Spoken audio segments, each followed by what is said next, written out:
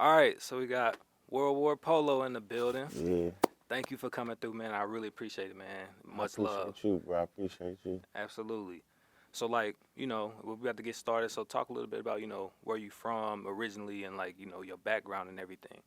I'm originally from D.C., Northeast D.C. I went to all three schools in D.C. Elementary. I went to Smothers. I went to Kelly Miller. I went to H.D. Wilson. So I'm really from D.C. I'm from Northeast. Um, I'm from a hard part of life, and when D.C. was Chocolate City, when it was the murder capital, when Marbury was still here, when the crack epidemic. I'm from that era. So, how did, being from that era, how do you feel like it, like, shaped your, worldview and just, like, view on life in general?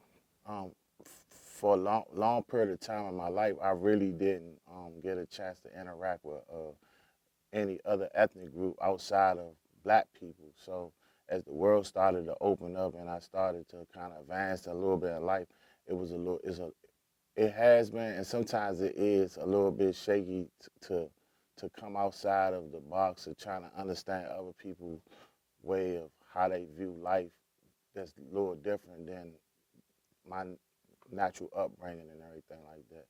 But life was rough, but it was love, and we learned how to live through it, and we learned how to accept it. We learned how to adapt in it, and we learned how to love it. So even though it was a rough environment, we didn't really view it as rough outside of when people told us it was rough. It was just like some of the more dangerous places when we look back was probably some of the most funnest places. So, how did, like, your upbringing and your background, how did that translate to, your love for, film and being involved in film work? So when you're young, you take and you destroy. And you be part of the destructive mechanism, you don't choose it. It kind of choose you, and you're surviving in this life. Kind of you have to adapt to being able to be destructive. And with God, well, I'm a Muslim, so with Allah allowing me to grow up and to get past a lot of the obstacles that a lot of my peers didn't get a chance to get out of, either being locked up forever or being murdered, right? I realized that at a certain point in life, I wanted to start helping. And I originally wanted to write books. I was a late bloomer when it came to reading. I didn't really start reading until I was about 20, right? So reading was like a real passion of mine and a real love, even to the day. That's like my favorite pastime, right? So I wanted to write books because I'm really motivated by how books inspire my thinking to change, right? But people don't read books no more. And the people that do read books, they're not the people that I actually want to reach, like older people, people that's locked up.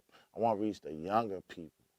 They don't take the time out to read books. So I felt like it would probably be better if I took the books that I read and I like to read, and my understanding of life and how my viewpoints of how I think I can help, if I just start putting it in movies where I just do all the homework for you and then I just lay out a version of my interpretation of the collaboration of the books and stuff that I read to give an outlook of ways out of that we didn't have. We didn't have a lot of options. You know, it was this way or it was no way. We didn't have people that would stand up and fight and say, nah, it's cool to, do things the right way, or, to walk away, or to, just do things the right way. We didn't have a whole lot of that outside of like older people who we didn't deem as cool enough to listen to,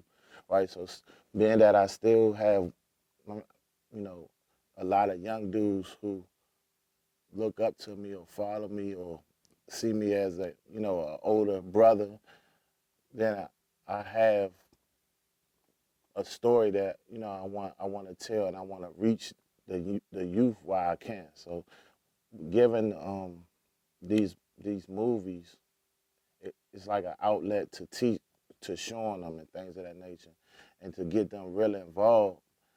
I involve them in the movies, like so. I take people that wouldn't normally go out above and beyond to want to be actors and be seen on the big screen, and I bring them into what I'm doing, and then it helps the people around, to get more involved, far as in the community, things of that nature. So it's like my way of giving back. So were there like certain films that you like study to kind of like give you kind of an idea of how you want your films to look like, or were you just kind of like had your own kind of ideas that you wanted to implement into your films? So I like Spike Lee and I like Ty Perry, but I like them for two different things. I like Ty Perry for his hustle, from coming from nothing and not letting nothing stop him. I love that about him.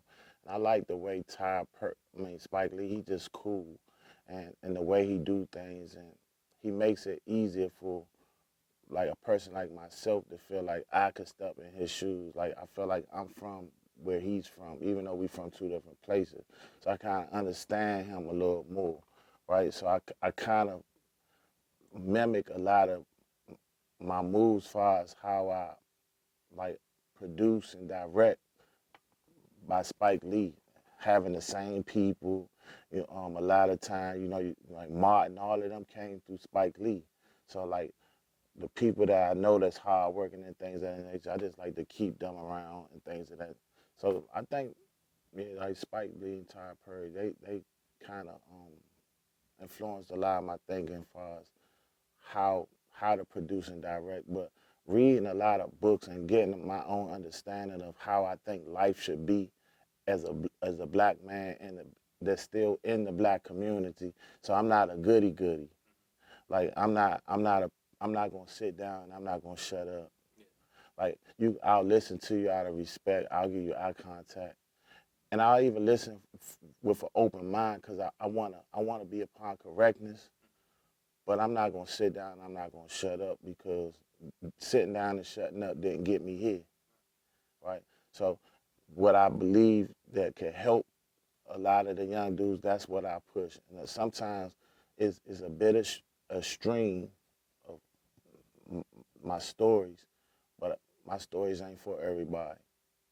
It's for select groups of people, like I say. And if you can enjoy it from the outside looking in, it's cool. But my stories is for the people who don't really have a voice, and we look down on them, and we belittle them, and they not good enough to get in a conversation. That's who my story's for.